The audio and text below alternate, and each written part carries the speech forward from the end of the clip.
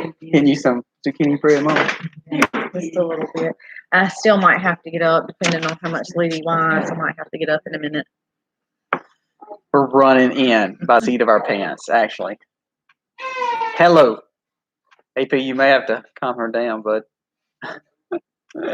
so tell them. So we're running in because of what? What have we been doing? What have we not been doing? What have we not been doing? But what did we do this afternoon that made us be a little late? We had to go up to the other barn and tag some cows. So, or try to tag some cows. Got some tagged, but hey, I wasn't involved in that fun this time. I was on baby duty. Fun times. That was you and your dad and Aiden. Regina, how are you? Journey to Love the Light. Miss Phyllis, Tracy, how are y'all? Welcome, Regina, from northern Minnesota. Wow. I don't know if it's hot up there, but it is steaming hot here. It has definitely warmed up in the south. Which I'm not complaining. We needed some warm weather. We needed some warm weather. Hey, Misunderstood, what's up? Our thing's growing, but I sweated most of my makeup off today. We were, I went out before Colby come home from work, and I ordered some lace wings. So if y'all are not familiar with lace wings, I probably haven't done as much research as I need to. Did you start a video on that, by the way? I didn't. I just didn't have enough time. That would have been a good one. Like we got like 100,000 new animals in a package. No, actually, I think it was 2,000. Okay, 2,000. Let's get technical. I think is what it said. I can't remember. And I kept my papers in the box. Hey, and somebody was trying to throw them away. But anyway, I ordered some lace wings, and they are good, beneficial insects. They eat things like mites, aphids, different things like that. And we have a lot of aphids on our tomatoes right now. So I released several baby lace wings today. Some had hatched out, and a lot of eggs I put out. So I just went around my trees. Aiden, you're gonna have to turn it down a little bit. Yeah, baby, that's too loud. Sorry, y'all are listening to YouTube while you're listening to us because Aiden's got it loud. So they sent these little packages, and I took the they come in like some dehydrated rice shells or something. And hey, Kim, I just took the little handfuls and put them in the little bags and put them around the tomatoes. Actually, I put them in several of our raised beds. And I also took several out in the garden. Hey, Bryce. And I'm hoping that they will grow up, and they're supposed to be beneficial bugs. I also have the reason why I was looking for something else. Where is your app? I was trying to find it to share. Oh, there it is. I'm sorry. Keep going. I'm sorry. I don't know. What are you trying to share? This, I forgot to share it. Oh. So the reason why I decided to go with the lace wings is because I originally had wanted ladybugs, which most of you guys are all familiar with ladybugs and what they do. If you're not, they're also beneficial insects. Specifically, they eat aphids too. So I bought those, and then it said like your expected shipping date was going to be in like July, and I was like, everything will be dead by July. Negative there. So I went ahead and looked into some other beneficial insects, and lace wings was like the next best thing. So I ordered those, and they came, and they went out today. But I also ordered 2,000 worms, red wigglers. So I'm excited to show y'all about that. Big Dave, she is blowing all the videos coming up. Well, I'm going to show y'all how I set everything up. Blowing it, Big I've been Dave. doing a lot of research on how to use them, the best way to use them, different techniques that you can use. So I'm really excited about it, and I'm excited to share it with y'all and how long it takes of a process before you're able to go in and get those worm castings. And so I'm excited about it. I've been doing all the research for y'all. I guess you could say that. Big Dave said spoiler alert. She's blowing it, Big Dave. So hey, Jackie. Lots of things coming, but it is kind of exciting because they're all huge beneficial things. Yeah. So we Misty's been working on that. Then we ran right quick to the big barn, got some cows tagged, like Misty said. Actually, the calves, Uno and Valor, and talk about a spoiler alert. We had not told them what the calf's name was, what we picked. Well, we had a lot of people choosing. It was Valor, so we didn't release the name because there was a lot of people that chose that name. People, Absolutely. we had a lot of. We had some Victories and Vicks, but Valor was actually probably the most common. But yeah, Valor was very common, and we actually loved that name. Yeah. So you're like, that's it. That's what we're gonna. Big pick. Dave, I know. We actually told Aiden he cannot fish with these worms. We paid for these worms, so he could not go get these. Okay, who has heard of worm fiddling? Hey, Little Mountain Life. Fiddling. Hey, Evans family. Who's heard of that? Anybody heard of worm fiddling? This blew Misty's mind. Hank from Hamiltonville Have you ever heard of it? I've never heard of that. We just went and dug them up. So I need to know Clifford, because this was new to me. Worm fiddling. Colby got a haircut. He did. Colby got a bad haircut I didn't do it this time. I'm not really particular about my hair. I really am not because it grows quick. But I probably should be particular about my hair because I was like, hey, just give me a little trim. And son, she was like, took it off. I didn't do it. Misty took it off. No, I didn't. I didn't. I cut Jennings and I told Colby Sunday that I would cut his hair. Shirley. And I was like, you want me to go out and cut your hair? He's like, no, I just not worry about it. It was like 8 o'clock at night. And I was like, I'm done. But I told him I would. 8 o'clock's too late. That's not haircutting time. Okay. Worm fiddling. I see some hums. Y'all ever heard of worm fiddling? I had to look it up. I was like, I have never in my life. Little Mountain Life's and Natalie just gave him a buzz. Misty usually does cut my hair, but she will understand. Hey, look. The girls are really easy. All right. So Big Dave said, is worm fiddling where they use a rod to vibrate the ground? There's a bunch of different techniques. Yeah. So you could actually get a saw and like find a tree stump and go saw that, and the vibration causes the worms to come to the top. Yep, there's Debbie kind of got it too. That's exactly right. I've read that you could use a chainsaw and take the chain off and put the chainsaw on the ground, and it forces the worms up. But the rod I've never heard of. I guess you could put a rod in the ground. Kind of like a grounding rod and hit it and it vibrates. And I've read that it takes like 10 minutes. But how cool is that? Like, I guess we could have had our own free worms, but it was too late. Mr. Hank did not tell me until after I had placed my order. So I guess if I ever wanted to do a second bin, we could go worm fiddling. Sean in Alaska, what's up? We could go worm fiddling and get some worms. How crazy is that? I've never heard of that. She has been so excited about that. I actually watched a video on it. Oh my gosh. I'm interested hey, Raven Cat, to know how are you? Why the vibrations cause them to come up. I wonder, is it because they get scared and are looking for an escape? Well, it's just like, groundhogs and things like that. You can do the same thing. You can vibrate the ground and they'll use it. But why does the vibrations cause them?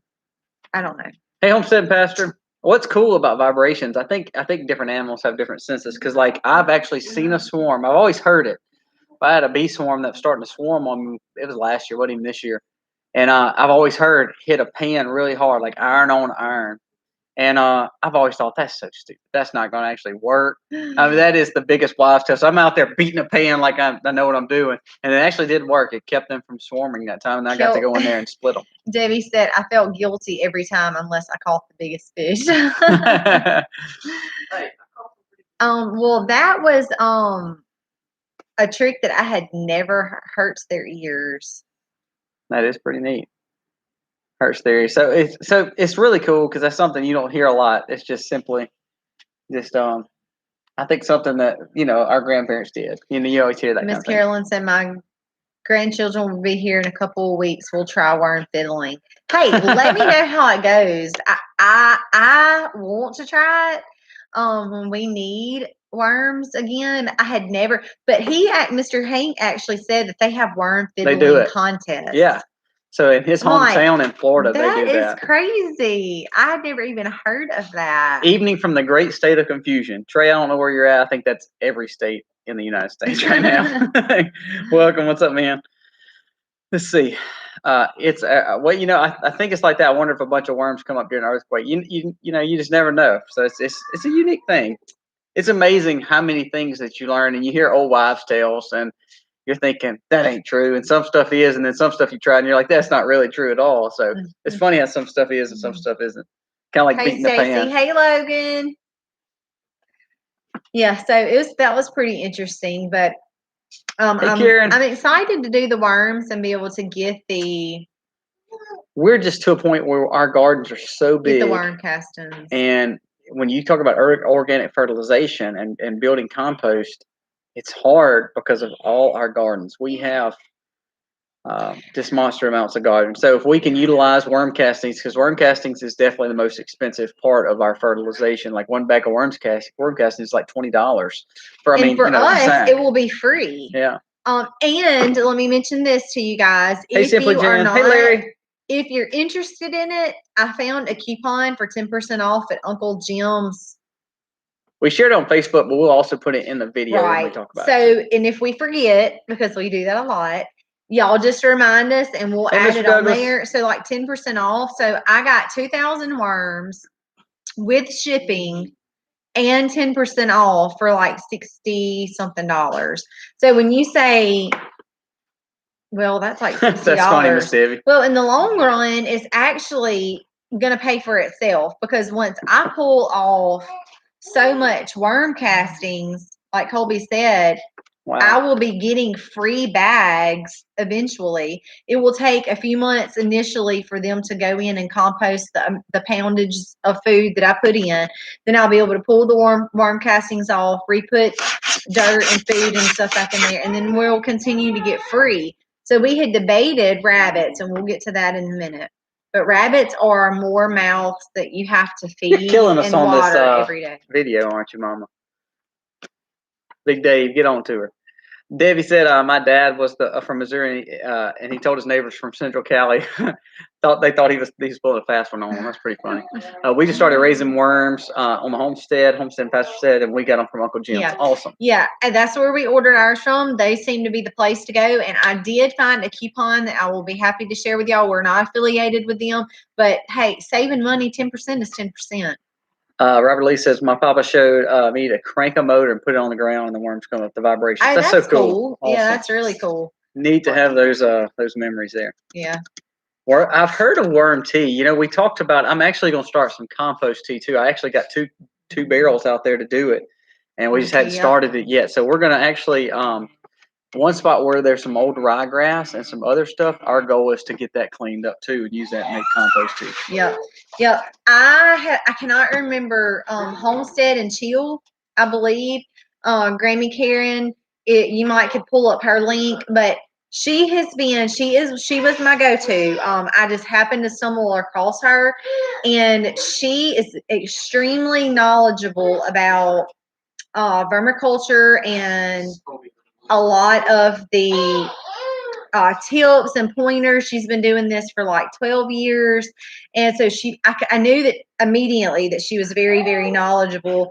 So I've learned a lot that I watched and notes and stuff that I took off of her channel. If y'all are not familiar with her, she would be a good one if you're interested in any of that. But she talked a lot about worm tea, and I will get there. It's like one step at a time, right? So I've got to get the worms here and get their bedding and their bin all set up, get them fed, and learn the balance of moisture, but not too much moisture with them, because they do breathe through their skin. So that's going to be kind of like a learning curve there for me, especially in the hot, humid South.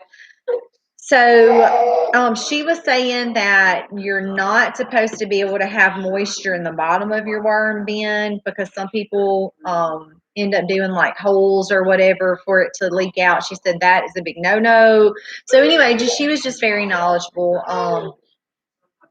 Love the rabbits. They're quiet. You can use them for meat as well. That is a good point, Stacy, but Colby would probably eat rabbit, and maybe Aiden. I'm not sold on eating rabbits yet. So I suppose if we were going to raise them up for meat and eat them, then we would consider their fertilizer to be free. But I'm not 100% sold on the rabbits yet. So We would have to be a work in progress there. So the only other thing that I could think of in place of that we're not feeding every day, watering every day, because those things are cost. And when you add up the 3 sets of pigs that we rotate, the sheep are inexpensive except for the supplemental minerals and stuff that we give them. Cows the same way. But then we have all of our birds and stuff like that. When you start adding up, rabbits would be another one of those things where I don't really know enough about them, but another feed bill and it's another something to tend to where like the worms are, you basically put them in a bin and you just leave them alone, and you like can refeed them like once a week. I mean, they're very hands off. And then when we pull off of that, again, it goes back to being all free. So Did you say hey to everybody? no, I've been talking the whole time because I can't read and talk at the same time. Otter 2018, how are you? Miss Latoya, you doing good? Miss Rosanna? What I'll try to catch up. Hey, Miss Sue. What are the kids doing? Being crazy. Most of them are watching TV. No, we that's one of the things we enjoy doing in as a family in the afternoons is we don't watch cable. We watch YouTube usually, or what's that other? We've been watching. Yeah, VidAngel. That's right. YouTube. Cog Hill and Deep South Hey, Fancy Farmer does the worms. We're actually going to Deep South in about 2.5 weeks to do a canning class. Yeah, something that we've never felt 100% confident in doing, and it just happened to be right. I don't do a whole lot of scrolling and stuff on Facebook, but I happened to pull it up, and I go check our comments and like stuff like that on our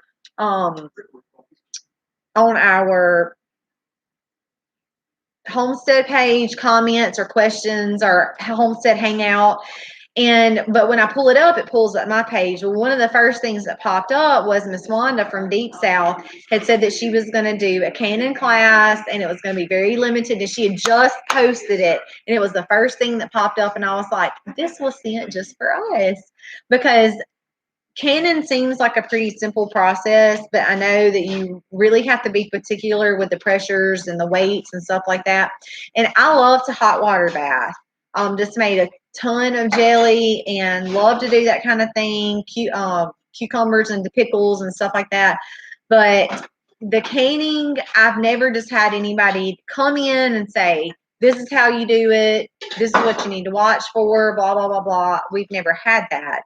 So I'm actually going to be going, we're going to be going to Deep South, to Danny and Wanda's, and they're doing a hands-on class at their house. And I think that's going to make us feel more confident in pulling out the pressure canner. And we've just always used our freezers, and then we started dehydrating a lot too. So we never thought there was a need for it, but redundancy is a good thing. So that's why we're really looking at trying to do that. And like Colby said, we're not totally crazy about the whole canning process, especially knowing that the food has to get so hot, and we feel like that it does potentially kill a lot of the nutrients within the food, which is why we would rather have other options as well. But knowing that if the freezers go down or whatever, we always will have that backup as well.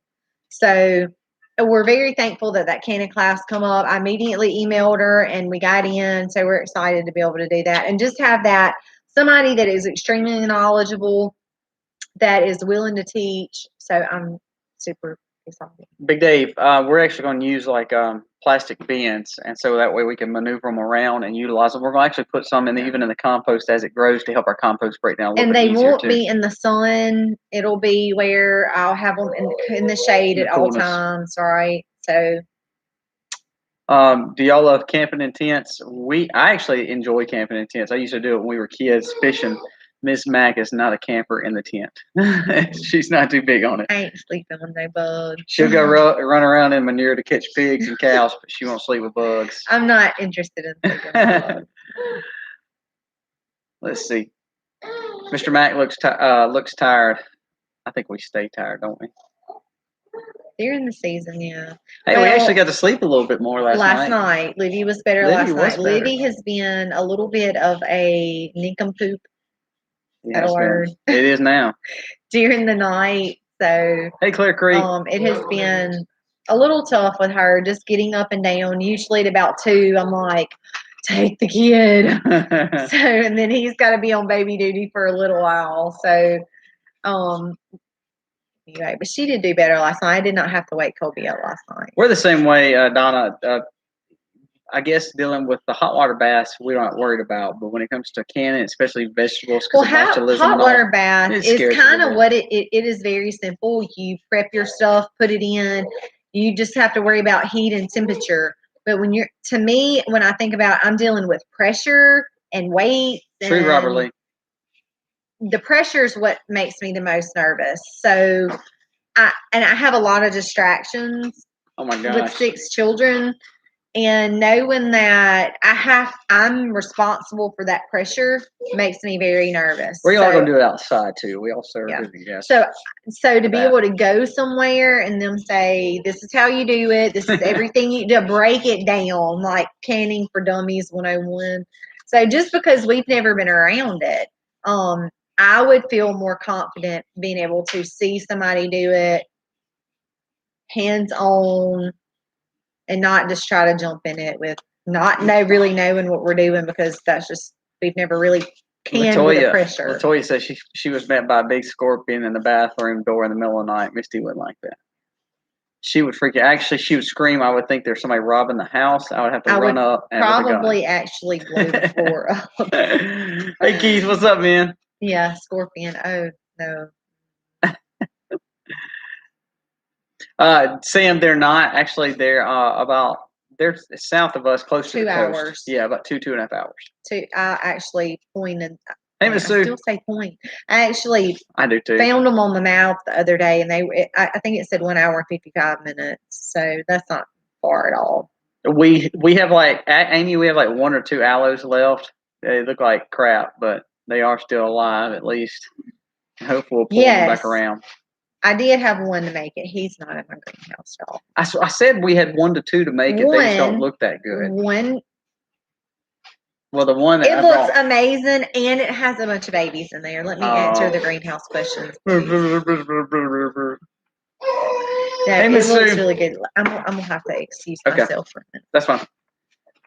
Yeah, so we're not, again, it's not that we're fully against canning. We're just going to look for another redundancy of trying to fulfill that need.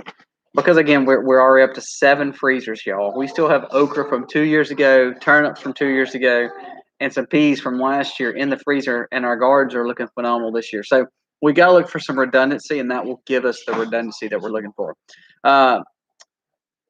Keith, we actually have not. We had a heavy rain come through 2 days ago.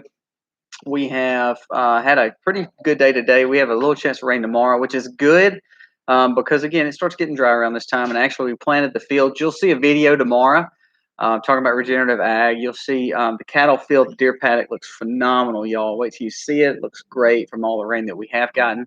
Aiden was doing some seeding in the new fields, again, just to kind of let them rest. The cows have been on them good, but now the rye is starting to die, and we've got some native grasses coming back, but we also are planting again just to give another good overspread of that to see if we get those seeds come up. And we're actually not going to put the cows on it for probably a good month and a half, 2 months, and try to get the seed good, get the seed heads up, and then roll it back down. Hopefully we will get a good spread of grass for the next few years. Hey, Samantha, welcome. Thank you for coming on.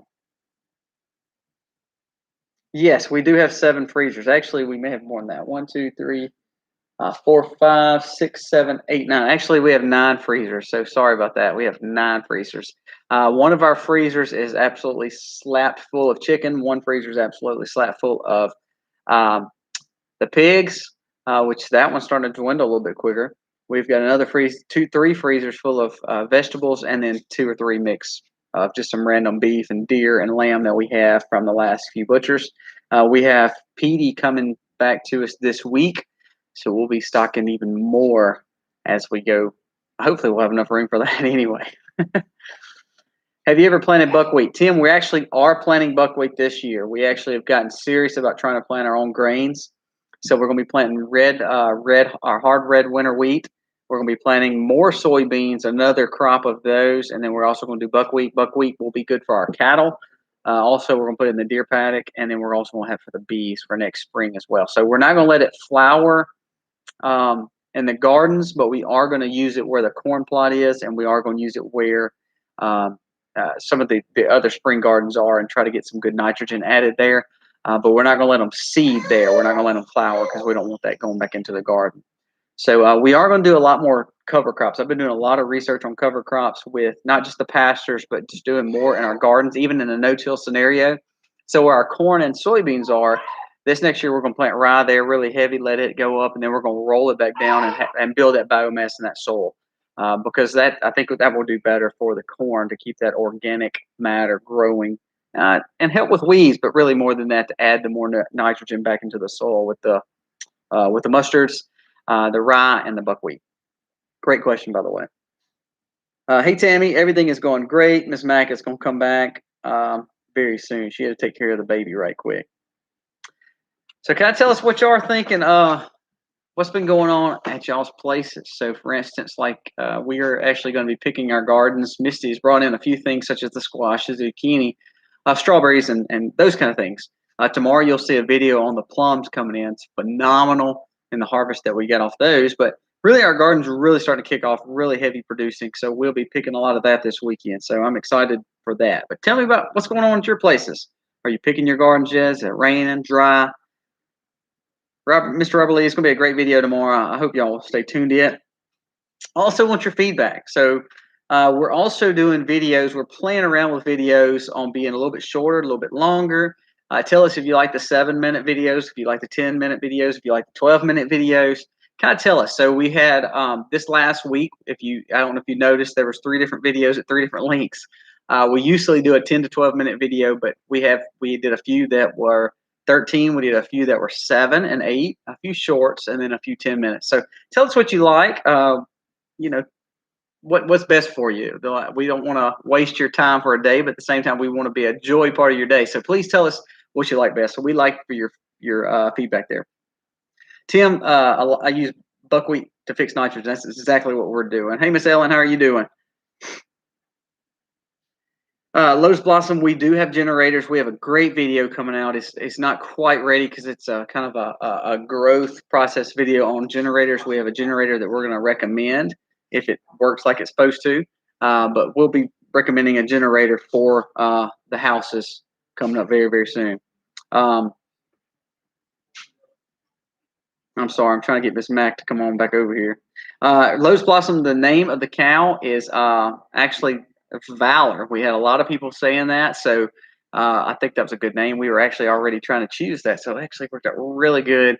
But Valor is the new cow. We actually went and tagged him tonight, but he is looking great, growing off good. So y'all see some pictures of him coming up in the next few days. Amy says, Louisiana, Mississippi need to be prepared for the hurricane around the 19th or 20th. I know, I saw that already. We're starting to get those hurricanes coming in pretty quickly. Boots and Bounty says, harvesting cabbage, kohlrabi, swapping into the summer vegetables. That's what's so funny. We're right in the middle of all the summer vegetables coming through. So ours are really kicking off now, though. Any length of smile at me. Thank you, Kim and Mark. That means a lot to us. Mr. Robert Lee, we actually made some beef jerky. I ate it, and Aiden ate it. We haven't mastered it yet. It's kind of like bacon or anything else. We hadn't really got the taste. Either we've gotten it too dry or too seasoned. So we're still trying to perfect it. We can make it, and we have a great dehydrator for that, but we just need to fine tune it a little bit. Big Dave, thanks so much. That means a lot. I love hearing that y'all are watching us no matter how long the videos are. Barbara says, I have a couple of tomato plants that are blooming like crazy, and the tomatoes aren't setting on. The plants themselves are really nice and healthy. Any suggestions? Yes. So you need to probably add some phosphates to your mix, maybe some calcium. That means you're probably getting a good bit of nitrogen, which is growing your plant. But you have to get something else to help it set fruit. So potassium, potash, phosphates, all that. What'd you say? Yeah, bone meal will add calcium, cottonseed meal with nitrogen. But it seems like you got good nitrogen. So the only way it's going to start setting fruit is you need to give it some more nutrients. So you might want to do a soil test. Off the top, what I would do is do all around fertilizer, probably low on the nitrogen side, but phosphates, potassium, calcium, all those things I'd be starting to add, definitely. Hey, Miss Mary, how are you doing? So Ms. Gail says, I watch all of them, but I really enjoy the shorter 7 to 8 ones. I've actually enjoyed making those because I feel like our content's very short and to the point, or we're getting our point across pretty quickly. So what is the thing that turns an AC into a freezer? Is a CoolBot, Sam. It's called CoolBot. It takes the AC unit and actually processes it, tells it that it needs to get cooler. So it takes that compressor and keeps kicking it on. I'll let you take over. I'm sorry, I had a call. We're like switching out playing musical chairs. Hey, sometimes you gotta do what you gotta do. I was trying to catch up reading on some of the comments. You're truly one of my favorite channels on YouTube to watch short or long videos. Thank you so much. That really does mean a lot. I try to get as much footage as I can in between the kids, but Colby is our editor, so he does most of the editing. Still cold, food forest permaculture. Yeah, I've read several comments where people are getting out planting in different areas, and it's still so crazy to us that from the south to the north, that the north is just now planting, but the south is really ready to harvest. So it's kind of weird how that works out. Tim says had a pig butchered last week. Hanging weight was 348 pounds.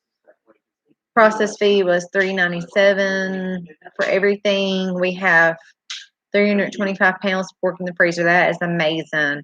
We have several that are getting close, but I think we're going to do things a little bit different with these this time as far as trying to process here on farms. That will be different. There are a few people that have said that they were interested in that, so I think we're going to try to do that here and skin it out because we don't like the skin on our bacon and stuff anyway.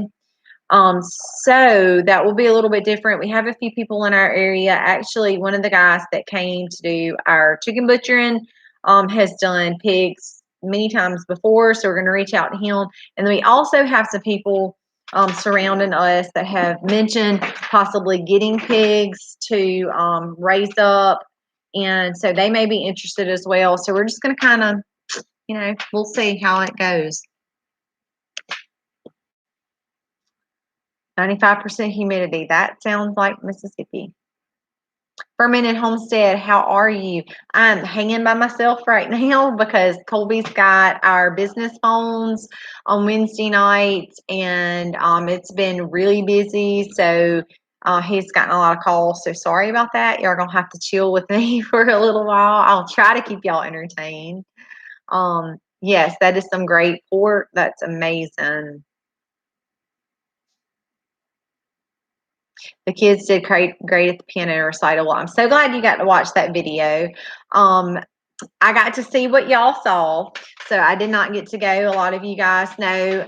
Speaking of, I don't think that we've been able to kind of give y'all the rundown on what was going on with them. So I'd taken the girls to some consignment shops one Monday, and I just don't like to spend a lot of money on kids' clothes. I mean, they're kids and they play in them and they tear them up and they get stuff all over them, and you can't hardly get them clean, and then they grow so fast. So I don't like to spend a whole lot of money on clothes. So I was like, one Monday, I was like, let's just go. We're going to run to some of our local consignment stores. We'll pick up a few things extra for y'all, because we had gone through their closets. Y'all saw that. I had pulled out a lot of their fall and winter stuff, and was trying to just see what they had left for summer and spring or summer clothes. So we decided to go get a few things, and then we went into a store to pick up a few things for Harley's new room to put on the wall, because y'all know that we pretty much finished the renovations, but we have not like like totally finish the rooms because we're just trying to do a little bit at a time. So we went in the store and I looked down at the bug in the buggy and Jennings was sucking on the belt buckle like he had it in his mouth. And I thought, oh no, we're so going to be sick. So sure enough, that was like mid-morning Monday. In the middle of the night, when I had gotten up with Libby that night, Monday night, I reached over and felt Jennings and he was running fever. So I thought, oh, here it goes. Just didn't know what was going on. So Tuesday morning, he gets up and he threw up, and then a few minutes later, he threw up again. So I just automatically assumed we've got a stomach virus and it's going to run through the whole house. So, but he did not get sick anymore. He, other than that, one time he never really had an upset stomach or anything like that. So I was like, well, but he was still running fever. Wednesday night, which is when we were supposed to have the live, Livy started throwing up. So I thought, oh, we do have a stomach bug, but she never ran fever. So I thought that was a little odd, but I was like, nothing surprises me now. Anyway, so we just was like, well, let's just continue to try to get through the days. And she was fine after that. She threw up one really big time, and then she dry heaved several times, and that's pitiful to watch when your baby is sick. But then that was it. She was fine after that, and never ran any fever or anything, like I said. So Thursday was the girls' recital, and I messaged their teacher and told her what was going on, and said, if you would rather them not come, we won't come. But I'm gonna stay home anyway with the little kids just because they have been sick. And if you're okay with it, we'll just send the big girls and they can come in with their dad and they'll sit in the back and they can just play last so they won't expose anybody because they have been around sick kids. And so that's what they did. So I didn't get to go. I had to stay home. I didn't get to watch the girls. But that will not be their last recital. But I was, a little bummed because I wanted to be there. But anyway, they did great. Y'all got to see what we've seen. But when Colby come home, I noticed on Jennings on the side of his ear, all right here, was super, super swollen. So as soon as Colby had gotten home from the recital, I let him look at it and I said, of course, he's still running fever. I said, I don't know what's going on. He's been super whiny, just flopping around everywhere, crying and whining, not content with anything. So I told Colby one of his cousins, his wife is a nurse practitioner, and that's who we've always seen. Well, she happened to be in the clinic that day and they didn't close until 8. So I told Colby, I said, I really need to go have this checked out. This has me worried because he had a big lump right here and all of this was kind of swollen. So anyway, I took him in and he was swabbed that night. Miss Sue, thank you thanks so much. You sure didn't have to do that. Thank you very, very much. So I took him in to get him swabbed, and she looked in his mouth, and I said, Leah, I've already checked, and I didn't see anything. And so she pressed his tongue down, and sure enough, he had white patches all in the back of his throat. She said, Missy, he's got strep. And I was like, ugh. So I said, just do a swab back there just to make sure. So sure enough, she did the swab. It come back. It was positive. But she said, I've never seen this before. This is a little weird. Let's just test him for mono and see what it says. She said, because he's got hey, Howie, what's up, man? He has a lot of lymph nodes swollen, and that's very atypical just with strep. So let's just see what it says. Well, that come back positive too. So I'm thinking, and then Saturday night, Ellie Bell threw up 2 times in the middle of the night. So this is what all we had going on. We had a stomach virus.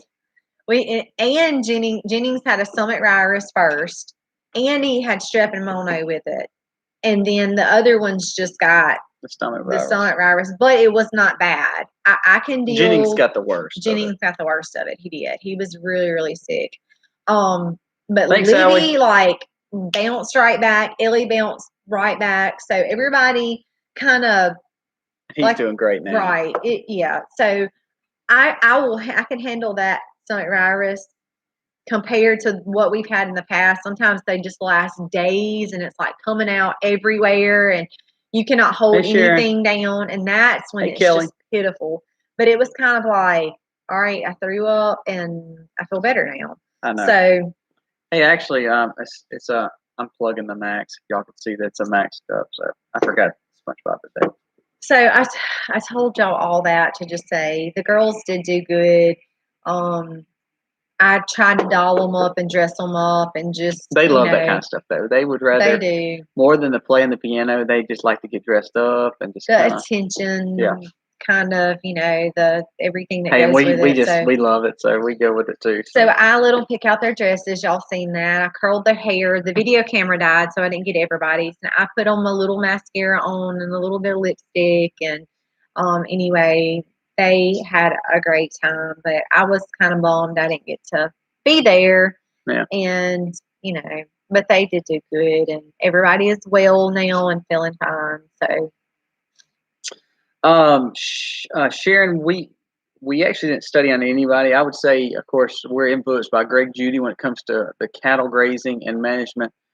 We look at a lot of regenerative ag on the garden side, probably 40 AJ and 48, and then of course Joel Salatin for Daniel or Joel Salatin when it comes to the way homesteading and sustenance farm is kind of pushed. When you say that, probably our bigger influencers.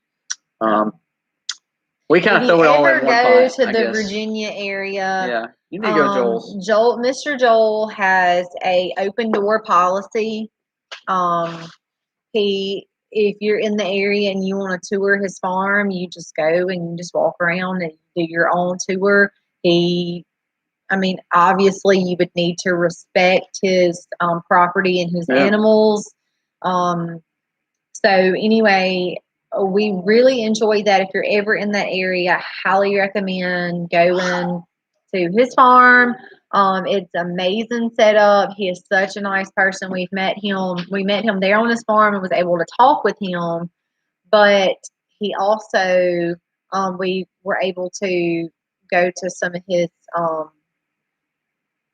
speaking engagements while he was at HOA, and he's just that sounds good, Howie. Down to earth and nice. And anyway, we really enjoyed him. We look up to him. I would say he's our homesteading person that we really, really like. I don't know why you couldn't, Grammy Karen.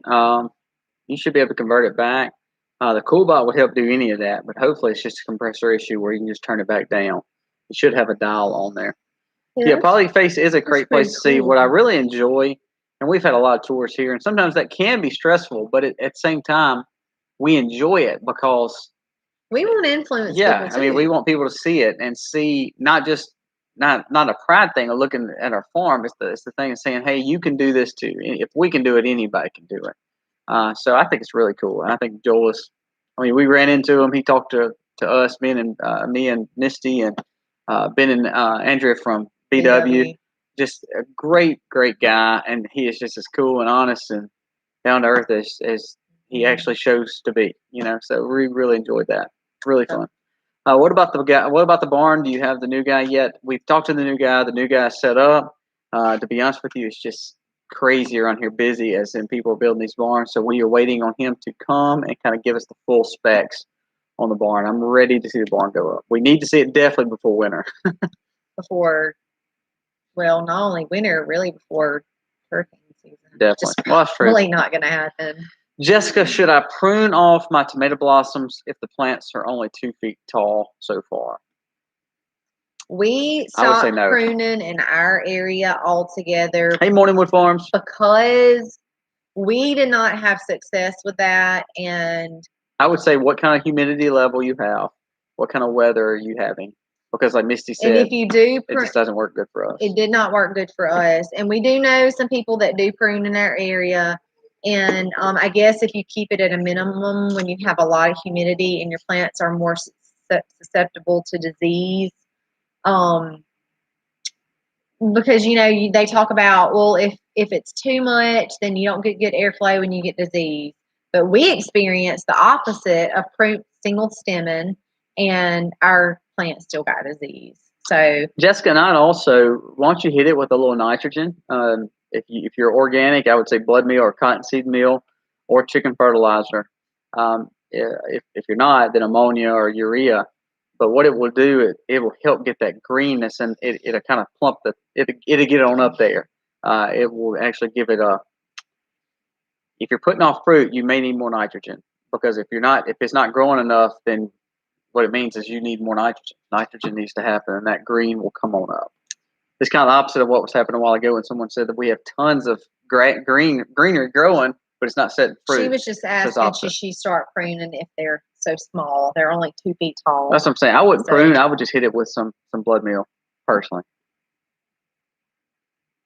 Thank you, Christopher, for joining us. Hope you have a good day at work tomorrow. I've gotten to where, I guess, the more regenerative we get, and the way we do things, the more we're just like, bump that, I'm gonna let it happen. Awesome videos out there as well. We watched a few Sunday, several on regenerative agriculture. That was very, very good. Yeah. And if you're not familiar with that, I highly recommend you just get on there and type in regenerative agriculture information and start watching some of those videos and learning.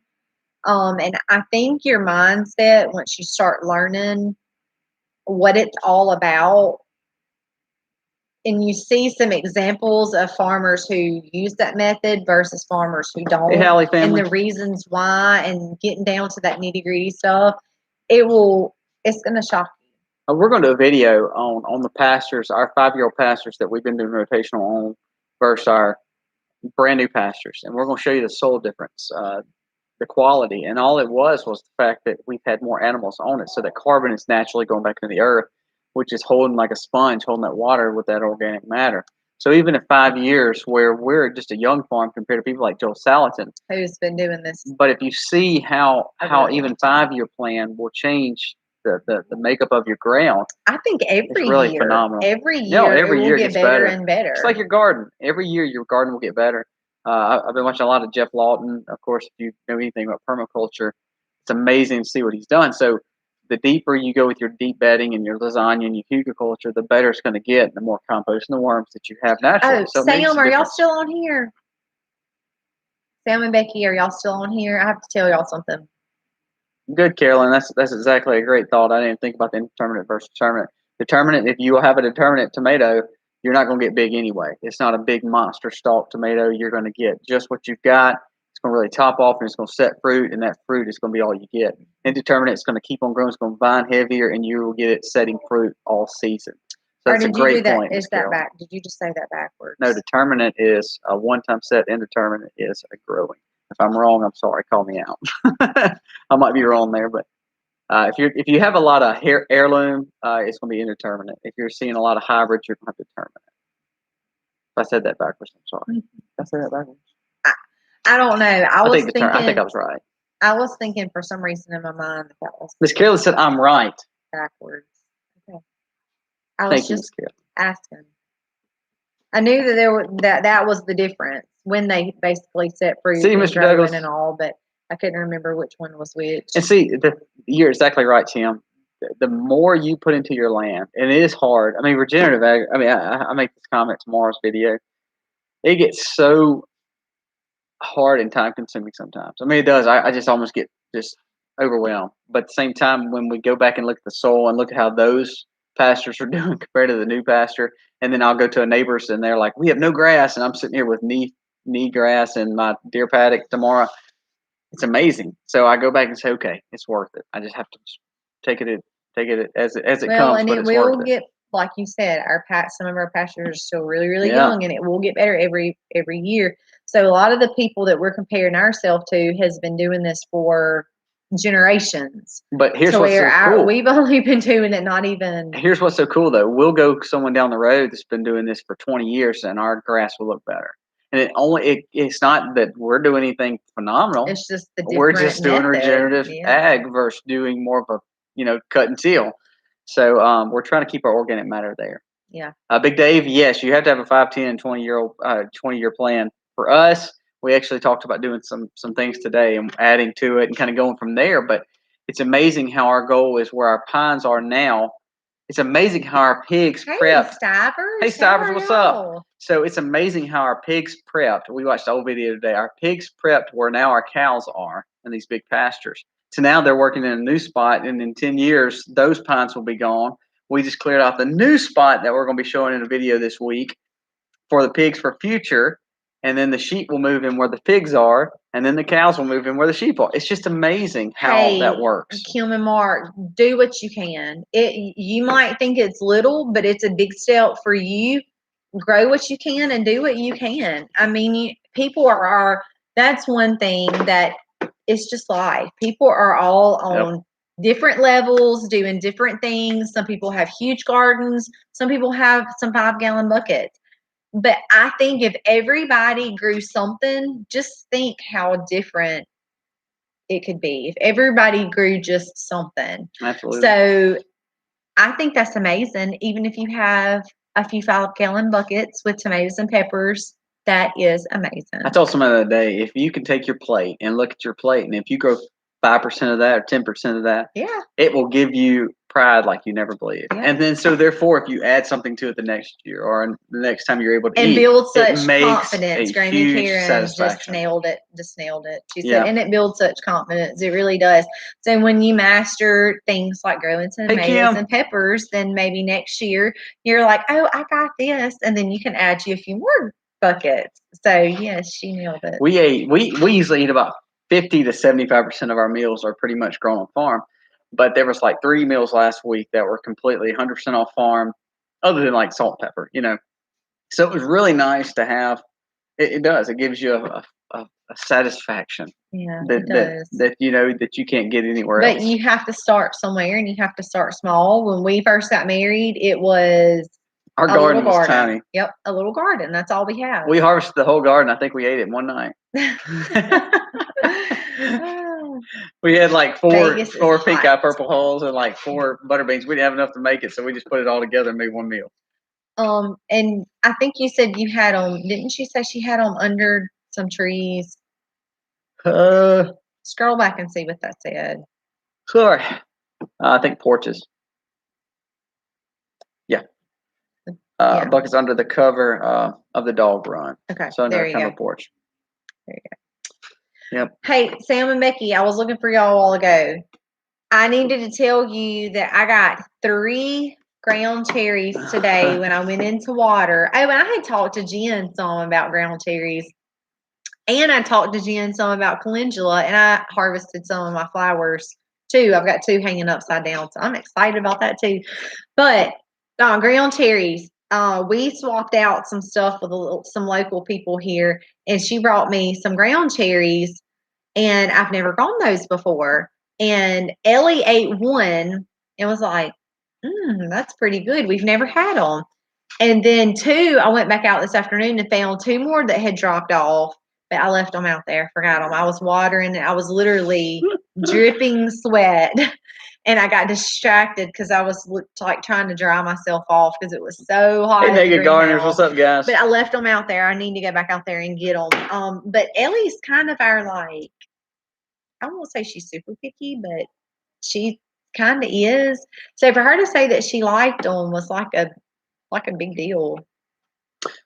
Morning with farms. We actually just planted in raised bed, or basically in what 7 to 10 gallon buckets there. With the ground cherries? With the ground cherries. We didn't go in the ground with them. No. They are in how big are those 30 gallon. Are they that 30? big? Mm-hmm. They're like big, huge black ground. One's in the greenhouse, or actually one was out, one was in the greenhouse, but we put them both in the greenhouse. The one in the greenhouse grew like tremendously. Crazy. And my other one that I had out by the back gate had not really grown that much. So I was like, I'm just going to move it in the greenhouse. It really likes that heat. So I pulled it in there and it shot up. It has grown tremendously. So it really does like that heat. So I was going to tell you, Sam and Becky, that we had gotten some today. I got 3. I found 3 in there. And Ellie ate the first one. She really liked it. And I left the other 2 out there. Got to go back and get them. I don't know what, and again, y'all are probably way more versatile, especially some of you that's been talking about ground cherries more than us, but I don't I don't find them that they don't look like cherries. They don't think about They cherries, and they don't remind me of ground cover. They remind me just like a shoot of a tree. I don't know what you would consider them. I would compare them that they almost look like tomato plants. Yeah, they yeah. And then they form this little husk over the outside, and when they're ready, that little husk. He said you made Ellie eat it first. I asked her if she wanted to try it. She was like, "What is that?" And I was like, "This is a ground cherry. You want to try it?" And she was like, "Yeah, I will." And so she nibbled on it. She's like, that was pretty good. And so she ate it, and I didn't even get to taste it. But anyway, they remind me of, they're kind of like stalky and leafy. That reminds me kind of like tomato family-ish. But then they have like this little husk thing on the outside of them that turn yellow, and they fall off. And when they fall off, that's when you want to get them. And they've got this little circle fruit in the middle, and that's what you eat. So they're really cool. I've never grown them before, so it was kind of neat to swap off. We had traded some milk and eggs for and something else, honey, maybe. I can't remember what all it was for. All right, so we bombed it. They said it looks like a tomatillo. So yeah. The little husk was what was so kind of unique about it. But for Ellie to say that she liked it was a good sign. Yeah. I wasn't expecting her to go, ugh, I hate it. We're always trying to find more fruit around here because you used to grow wild around here. Yeah. So I had some friends over today, and she said, "Do those not grow wild in our woods?" I swear, I think I've seen those before. And I was like, I have no idea. This is my first year doing anything with ground cherries. So give ground cherries at least. Oh, should have asked them the Stivers. Hey, we found a persimmon tree. Speaking of that, Tim, I found a persimmon tree in that new area that we cut behind the beach. I'm pretty excited about that. Not really for any reason other than the fact that it brings deer. Because I don't like persimmons, but deer do, and I like venison. So that's gonna be a good little hunting spot. I forgot to tell Aiden about that. So if Bryce is still on here, their family had 3 mulberry trees that were in their cow pasture, and he said they're going to get destroyed if we don't get them out. So he dug them up and left some roots on the bottom, and they mailed those to us, and we planted those. Yes, we do, Just Country Girl. They all lived, and they look amazing. So we are so excited about those mulberry trees. And I took some ducks and got some cuttings, and I think that some of those are going to make it this time. So Rehab Life, I always make. Oh, look, there's Miss Vera. She's on the. I made snooty comments about being a vegetarian because I eat our grass-fed beef and venison, and a lady didn't like that at all. One of our videos, I said something about cows eat grass and I eat the cow. Would that make me a vegetarian? And she did not think that was funny at all. She's like, wait till Bill Gates sees that. Look, sometimes I wonder if people's mama taught them if they ain't got nothing nice to say, just don't say it. And I am beginning to think that I think some parents left that out of some kids. When they taught their kids, they forgot to leave that rule. I thought it was funny, and all of a sudden, man, she didn't like that at all. I was like, sorry, ma'am. She's probably the thumbs down in every video that we have, huh? I got to the point where I don't care anymore. Oh, goodness. Do you single stem them like tomatoes? I don't know anything about them. I'm going to be honest with you. Better than that. Sam and Becky are on here. They are the ones that gave them to us. And Jen and Zach have grown them before. So they know, I know that they might know the answer to that. Someone said, hey, pretty Harley. Thank you. She's tired. She's been swimming all day, so all the kids are about worn out. Yeah, we had some of our homeschooling friends here today. I know, Miss Sue, that makes me feel good because actually every time we have a rude comment, I'm always nice. Misty, I have to watch Misty. She gets a little snappy. So I'm nice, and actually we've had several people brag on the fact that I'm nice. So then they'll tag team somebody with me, and I'm like, hey, that's what I'm talking about. So it actually works out. Well, the last person that called me an idiot, I was not very appreciative of Did that. you go back and change that I comment? sure did. Hey, so the mean comment to that lady who called us an idiot, I said it. something nice, but Miss Mac changed it. I changed it. But you're not going to call me an idiot and get away with it. I'm sorry. And she was in the wrong. She made an assumption and didn't even listen to what I said. So I'm like, who's the idiot now? But I didn't say that. But that's what I was thinking. We're gonna make a video one day of just some random tweets that are random comments that we get, because some people I'm thinking, did you watch this video? Like, where did you get this comment? I'm just saying. I think that's pretty rude to call somebody an idiot. I mean, she said that my actions was ignorant, so I took that as calling me an idiot. I know she got all crazy. That's what I said. I said, "Oh no, she didn't." I answered, and I knew she was gonna go back and find that. I thought she was gonna say something to me, so I said, I'm not even gonna address it. Yeah, I changed it. I was like, she's getting. You don't need to be making assumptions. That's not what I said. So. Oh goodness. All right, guys. Thank y'all so much for coming on. It's been an hour, so we'll end on that note of Misty getting mad at the idiotic person, huh? Or no, the person calling you idiotic, huh? Oh, yeah, the clickbait one was funny too. Yeah. So I laugh because I'm like, I don't know if some things that we say, clickbait to me, I look at clickbait as saying like it is completely off topic. Like for us, we always try to find that one little funny thing or one little makes catchy you want to thing. know what happened, Right. but really did happen. But it really happened. So I laugh because I'm like, oh, okay. However you see it, I'm good with it. Misty takes it personal. Huh. Well, when you call me an idiot, yeah, I do kind of take that personally. Hey, so note to self, don't call her an idiot. She will be harmful. This is what happened. Mean. It was about when I slipped and fell with Libby, and she said, "You're an idiot for chasing an animal. You're ignorant for chasing an animal while holding a baby." I never ran.